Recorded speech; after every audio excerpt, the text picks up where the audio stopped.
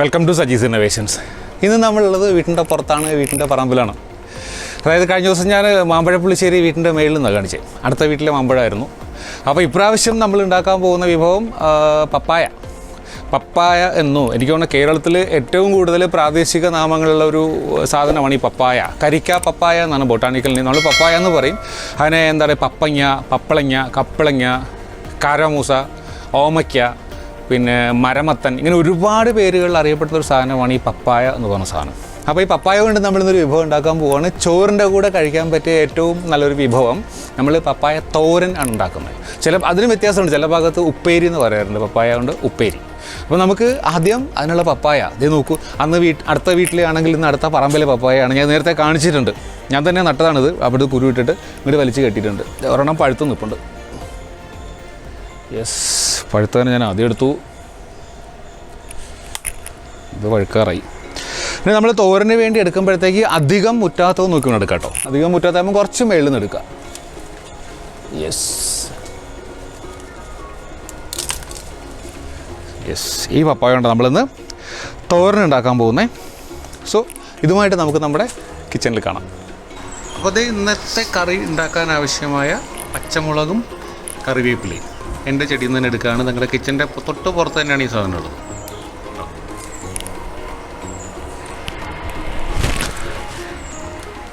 ഇത്രയുമാണ് ഇന്നത്തേക്ക് ആവശ്യമായ കറിവേപ്പിലയും പച്ചമുളകും. അപ്പോൾ നമ്മൾ നമ്മുടെ പപ്പായ ആയിട്ട് കിച്ചണിലേക്ക് വന്നിട്ടുണ്ട്. നമുക്ക് പപ്പായ തോരൻ അല്ലെങ്കിൽ പപ്പായ ഉപ്പേരി ഉണ്ടാക്കുന്ന എങ്ങനെ നോക്കാം. ആദ്യം നമുക്ക് ഈ പപ്പായ ഒന്ന് കട്ട് ചെയ്യണം. കട്ട് ചെയ്യുന്ന എങ്ങനെയാണെന്ന് ഞാൻ കാണിക്കാം.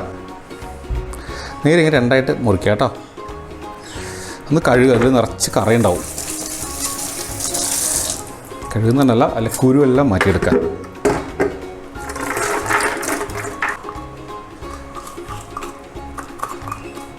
ഇതധികം മുറ്റാത്ത പപ്പായ ഉണ്ടോ, ഇതാണ് നമുക്ക് വേണ്ടത്. ഇതും അതുപോലെ ക്ലീൻ ചെയ്യാം.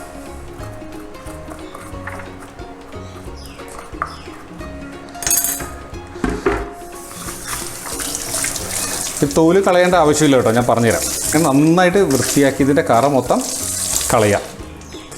എന്നിട്ട് നമുക്ക് ചിരവ ഉപയോഗിച്ചിരുന്ന് എന്താ പറയുക, ചിരണ്ടി എടുക്കണം. നോക്കാം അങ്ങനെയാണ്. നമ്മൾ ഈ തേങ്ങ ചിരണ്ടുന്ന പോലെ ചിരണ്ടി എടുത്താൽ മതി കേട്ടോ.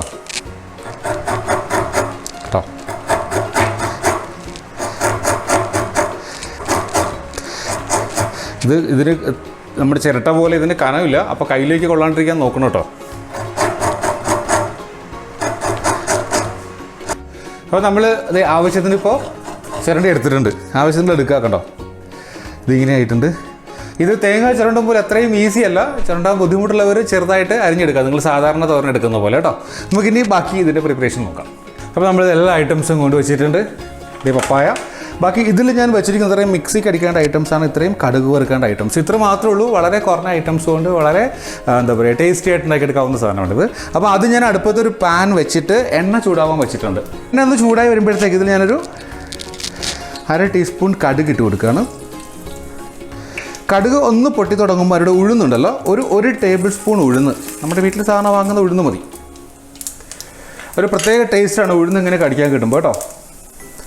ഉഴുന്ന്, പിന്നെ അതിലേക്കൊരു 4 ചെറിയ ഉള്ളി, 4 അല്ലി ചെറിയ ഉള്ളി അരിഞ്ഞ് ചേർക്കുന്നുണ്ട്. ഇതിലേക്കൊരു തണ്ട് കറിവേപ്പില ചേർക്കുന്നുണ്ട്. ഒന്ന് ഇളക്കി കൊടുക്കുക. അതായത് ഈ ഉഴുന്നിൻ്റെ നിറമൊന്ന് മാറി വരണം കേട്ടോ. ആ സമയം ഇതിലേക്ക് ഞാനൊരു 4 ഉണക്കമുളകില്ലേ, വറ്റൽമുളക് ഇട്ട് കൊടുക്കുക. 3 കേട്ടോ. യെസ്, ഉഴുന്നിൻ്റെ നിറമൊന്ന് മാറി വരുന്നുണ്ട്.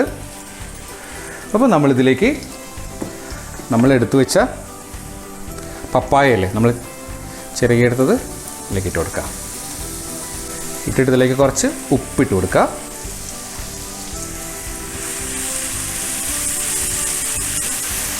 യെസ്, ഉപ്പും കൂടി ഇട്ടിട്ട് ഇതിലേക്ക് ഞാനൊരു 4 പച്ചമുളക്, നമ്മൾ എരിവിന് വേറെ ചേർക്കുന്നില്ല, വേണമെങ്കിൽ മുളക് പൊടി ചേർക്കാം. ഞാൻ പച്ചമുളക് മാത്രമേ ചേർക്കുന്നുള്ളൂ കേട്ടോ.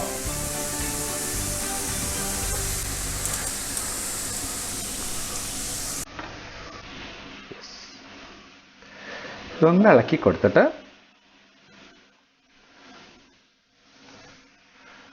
ഒരു 5 മിനിറ്റ് നേരം ഇതിനൊന്ന് അടച്ചു വെച്ച് വേവിക്കുക കേട്ടോ.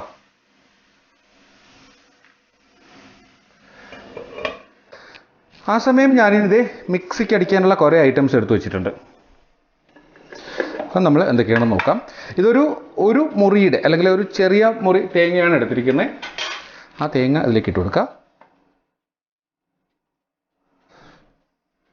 ഇനി ഇതിലേക്കൊരു 5 അല്ലി ചെറിയ ഉള്ളി ഇട്ട് കൊടുക്കുന്നുണ്ട്. ഒരല്പം ജീരകം കണ്ടോ, ഒരു 2 നുള്ളു ജീരകം ഉണ്ടാവും, ചെറിയ ജീരകമാണ്. ഒരിച്ചിരി മഞ്ഞൾപ്പൊടി, ഒരു 1/4 ടീസ്പൂൺ മതി കേട്ടോ. പിന്നെ ഒരു തണ്ട് കറിവേപ്പില. ഇത്രയും ഇട്ടിട്ട് ചെറുതായിട്ടൊന്ന് അടിച്ചെടുക്കണം. ഒത്തിരി അങ്ങോട്ട് ആവാൻ നമ്മൾ സാധാരണ തോരനുണ്ടാക്കുന്ന രീതിയിൽ അടിച്ചെടുത്താൽ മതി കേട്ടോ.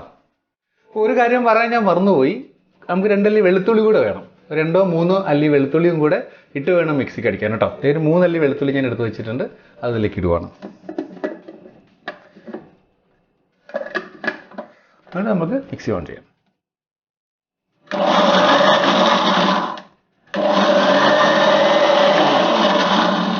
ഇതായതുകൊണ്ട് ഈ പരുത്തുനിന്ന് അടിച്ചെടുത്താൽ മതി കേട്ടോ. അപ്പോൾ നമ്മുടെ പപ്പായ ഒരു 5 മിനിറ്റോളം ഇപ്പോൾ വെന്തിട്ടുണ്ട്. പെട്ടെന്ന് വേവ് കൂട്ടത്. ഈ സമയം നമ്മൾ ഇപ്പോൾ മിക്സിക്ക് അടിച്ചു കൊണ്ടുവന്ന ഐറ്റംസ് ഉണ്ടല്ലോ, ഇതിലേക്ക് ഇട്ട് കൊടുക്കാം.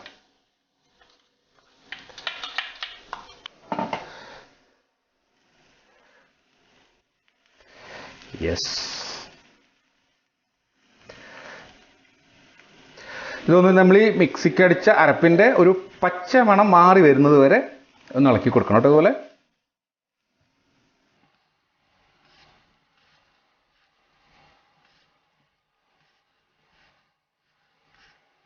ഒരു കാര്യം മറന്നുപോയി, ഈ സമയത്ത് ഉപ്പുണ്ടോ എന്ന് നോക്കുക കേട്ടോ.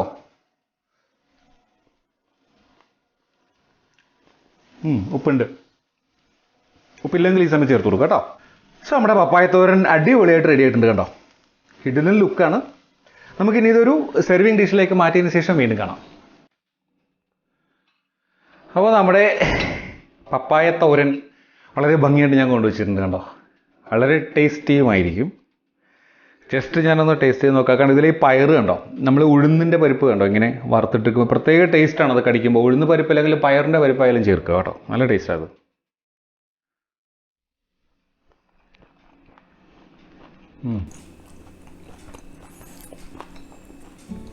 വളരെ ടേസ്റ്റി തന്നെയാണ്. പ്രത്യേകിച്ച് ആ ഉഴുന്ന് കടിക്കുമ്പോൾ ഒരു ടേസ്റ്റ് ഉണ്ടല്ലോ, അടിപൊളിയാണ്. സോ ഈ വീഡിയോയും റെസിപ്പിയും എല്ലാവർക്കും ഇഷ്ടമായി എന്ന് കരുതുന്നു. വളരെ എളുപ്പം നമ്മുടെ വീട്ടുവളപ്പിൽ കിട്ടുന്ന സാധനം കൊണ്ട് ഉണ്ടാക്കാവുന്ന ഒരു ഐറ്റമാണ്. ഞങ്ങളിത് ചോറിൻ്റെ കൂടെയാണെന്ന് കഴിക്കാൻ പോകുന്നത്. വളരെ ടേസ്റ്റിയാണ്. സോ ഈ റെസിപ്പിയും ഈ വീഡിയോയും ഇഷ്ടമായെങ്കിൽ ഉറപ്പായും എല്ലാവരും ലൈക്ക് ചെയ്യുക, ഇഷ്ടമായില്ലെങ്കിൽ ഡിസ്ലൈക്ക് ചെയ്യുക. മറ്റൊരു റിക്വസ്റ്റ് കൂടി, എൻ്റെ ചാനൽ സബ്സ്ക്രൈബ് ചെയ്യാതെയാണ് ഈ വീഡിയോ കാണുന്നതെങ്കിൽ ഉറപ്പായിട്ടും സബ്സ്ക്രൈബ് ചെയ്യുക. സബ്സ്ക്രൈബ് ചെയ്യുമ്പോൾ ബെൽ ബട്ടൺ എനാബിൾ ചെയ്യുക. ബെൽ ബട്ടൺ പ്രസ് ചെയ്യുമ്പോഴത്തേക്ക് ഓൾ എന്നൊരു ഓപ്ഷൻ വരും, ഓൾ കൂടെ പ്രസ് ചെയ്യുക. അപ്പോൾ ഞാൻ അപ്ലോഡ് ചെയ്യുന്ന എല്ലാ വീഡിയോസിൻ്റെ നോട്ടിഫിക്കേഷൻ കിട്ടുന്നതായിരിക്കും. സോ മറ്റൊരു വീഡിയോ ആയിട്ട് വീണ്ടും കാണുന്നവരെ ബൈ ഫ്രം സജീസ് ഇന്നോവേഷൻസ്.